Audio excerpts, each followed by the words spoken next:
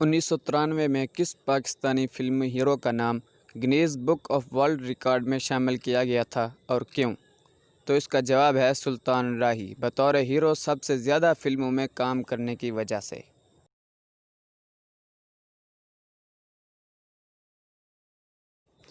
دودھ دینے والے جانداروں میں سب سے کم دودھ کون سا جانور دیتا ہے؟ تو اس کا جواب ہے ہاتھی۔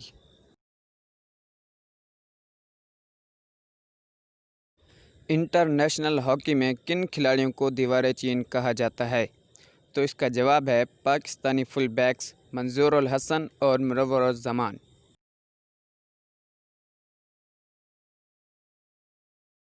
1994 میں پاکستان بیک وقت 4 کھیلوں کا چیمپئن تھا، کون کون سی؟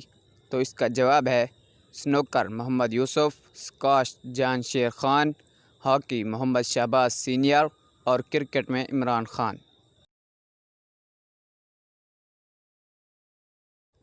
تربوز سبزی ہے یا پھل؟ تو اس کا جواب ہے سبزی۔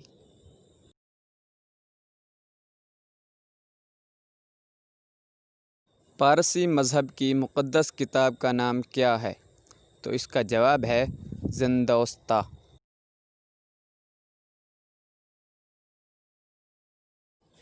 پاکستان کے کس شہر کو نور محل کہا جاتا ہے؟ تو اس کا جواب ہے بہاولپور۔